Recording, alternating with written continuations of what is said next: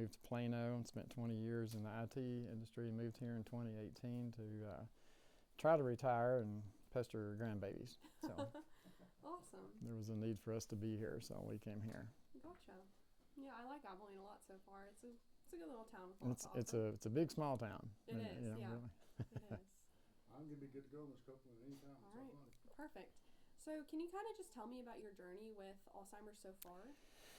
Well, you know, I look back probably maybe 2 or 3 years ago. I probably should have seen it coming, but you know, we all lose our car keys. You know, but a couple of years ago, I noticed things were going downhill. Other health issues kind of cropped up, but I guess about the middle of last year, I knew I had a problem, and it was beyond losing car keys. You know, it was everything, and it would create a meltdown virtually. I just would melt down if I couldn't find a half-inch wrench in my shop. You know, it was just unbelievable. So I knew I had a problem, but I didn't really know what. So went to my primary doctor and says, "Hey, I'm thinking I'm getting old." So we kind of started the testing. I found a neurologist there at Hendrick, and received the diagnosis, I guess, about July of last year. And that was, you know, the telltale. So once that soaked in, you know, we were like, okay, how did we get here? What do I do? You know, what can I do to at least figure out how I got it? Well, my daughter, Dr. Amy Gibbs, she kicked in, and we thought we would focus on the health issues first. So we did that, kind of did a detox, lost some weight, and got everything else straightened out. And then my doctor wanted to do Leqembi, I guess coming up around November. And, you know, I was a little hesitant to do that. But come around about January, I realized I better do it because I was not getting any better. I wasn't getting a whole lot worse. And started my first infusion, I guess, of February this year. And it's been a good ride since, so I'm glad I did it. So, is that medication new on the market? I believe it was new 1st of 2023. It's not been out very long. Okay. And I think I was only the second one at the time that started the Leqembi here in Abilene. And, you know, I did the Captain Google thing and went out and looked, and my daughter did too, and we decided to go for it. Even though we knew it was new, we had read a lot of good results about it, and thought we'd give it a shot. And some of the first infusions were a little rocky, but it's, you know, I got on my Harley Monday and rode to the infusion center and had my infusion. So it's getting a lot better, so it's doing good. So, were you taking another medication before you started this one? No, not really. My doctor put me on Memantine. It's a little, you know, prescribed drug that helps with some of the memory issues. And that was just 2 pills a day. But it was kind of more of a pacifier, I guess, sort of for me, than something that would be helpful. You know, it was kind of geared more, I think, to maintain. But I was looking for something that would maybe not get me back to where I was. I had some friends that always told me I was not right in the brain anyway. But I wanted to get back to somewhat of usefulness that I considered usefulness, and that Leqembi was the trick. Okay. And how does the Leqembi work? You said it's an infusion? It is. Every 2 weeks I go in for the infusion, and it kind of goes after the amyloids, the amyloid plaque in the brain. The amyloids go out to protect your brain if there's something wrong. And I've had one of the things that I found out is some of the stuff that I've done in my life, you know, concussions and all kinds of stuff may have contributed to this. So when your brain is unhappy, or there's a place there that, you know, it thinks it needs to go help, it'll send amyloids there to protect it. The problem is the amyloids sometimes don't go away, and they will eventually just choke off and kill the neurons, and that's what happens.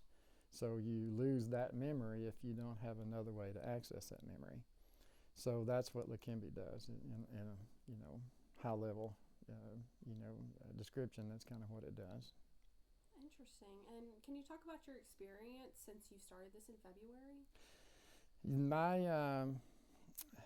The first infusion didn't go well. There was some side effects that I had to deal with, and rocked along there, for about the next 2 or 3 infusions, just kind of getting used to it. And then I noticed I was able to kind of maintain a conversation, because really before, you and I wouldn't be able to talk like this, before it. So I was excited, I was like, okay, do I really think this is better, or is it really better? Sometimes the brain will trick you. But in reality, I was able to start doing things that I was really struggling with, a lot of short-term memory issues, beyond losing keys. And I was able to do things in the shop. I was able to read and comprehend stuff. I was able to have a conversation with somebody. So within probably 4 or 5 infusions, I could have a conversation with somebody on the phone. And they wouldn't have a clue, that I really had a problem. Now there's good days and bad days, but the good days were far better than the bad days I was having. So it was just gradually getting better even up to this point. Wow, interesting. And if someone is watching this and maybe they feel like they're forgetting things or they have a loved one, what's kind of the message that you want them to take away about this medication and your experience? Well, if I would have had someone to talk to, or to someone to point out that, hey, you're not right, something's not right here, I think that would be key. And then at that point, go to your primary care doctor and say, let's go test, something's wrong. But the best resource is to come here to the Alzheimer's Association and visit with the ladies here. The staff here is great, and it's been good. So there's a lot of information here that the Alzheimer's Association can give you, but early detection is key. I was diagnosed with early onset, and I was 63 at the time. So I'll be 65 in November, and I'm glad I did. My daughter, a family member, is crucial that will help you and say, hey, you got a problem. Get up and go do something about it. Otherwise, a lot of times, and with me, I didn't know. I knew something was wrong, but I just thought I was getting old, But yeah, if a family member will kick in and help, go to your primary care doctor and say, hey, something's not right, and then go from there, because primary care and the Alzheimer's Association is a good place to start. Yeah. And when you started the infusion and you said it was kind of rocky at first, what made you keep going? I didn't see that I had a choice, It was, and I'll share this, when I received the diagnosis, the gentleman came in through the door and gave me this piece of paper, and my daughter was with me. And he gave me the piece of paper that had the diagnosis on it, and he says, he didn't say anything else. He said, you have Alzheimer's, you have 4 to 8 years to live. And I was like, oh, and good morning to you too, And so, it was a processing event there for a while. But I wasn't ready to just give up, and I'm still not. But it takes a lot of effort. There's I call it retrain your brain. It's hard to explain, but when you do realize you have a problem, and you realize that you can't do what you used to do, you start looking for ways to do it anyway. I call it going around the block to get to the other side of the street.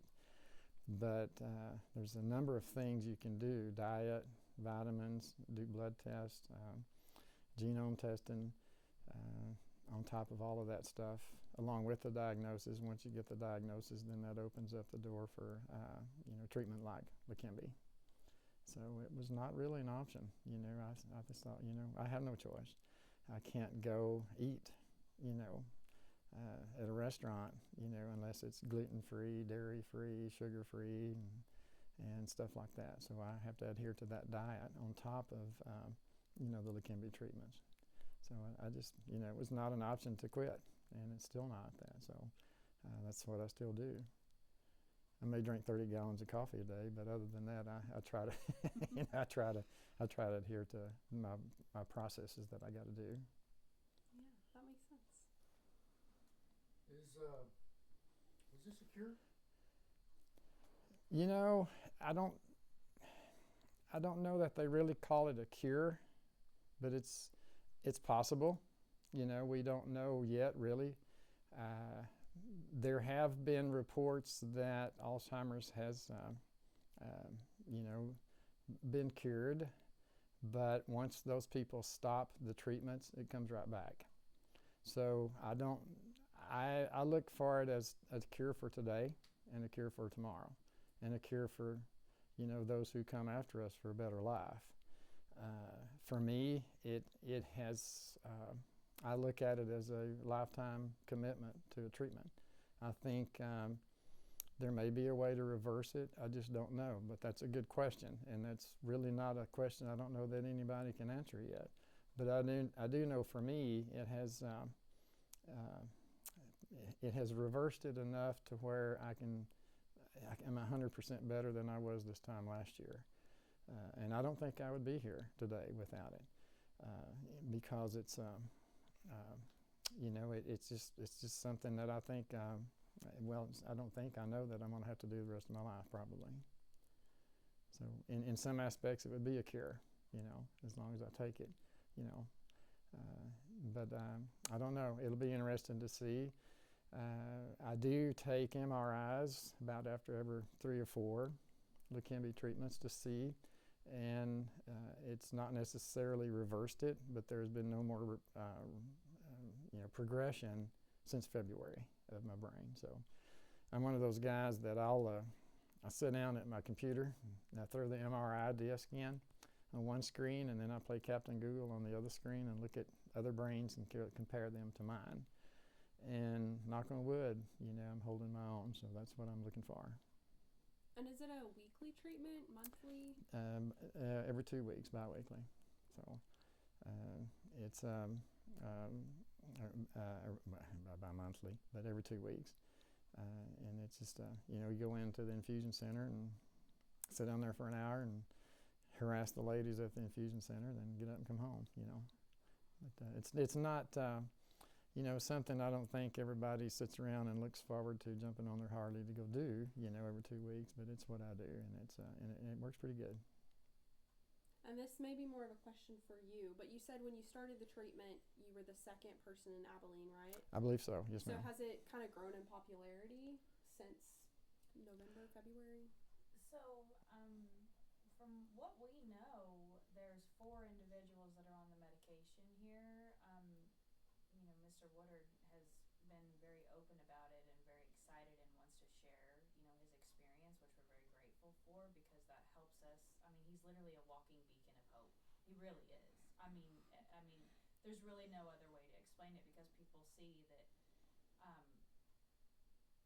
he's kind of shown people that obviously with this type of diagnosis, he just said 48 years to live. It's terrifying. Mm-hmm. You know what I mean? But when they see that how his life has been so tremendously changed, that it gives people the ability, I think, to, okay, we can accept this, but we can also continue to move forward and not have to just give up on a future. You know what I mean? Mm-hmm. And so people have been calling and emailing and things that just want to meet him, because, and even like he said, he wants to share his experience, but not necessarily tell people what to do.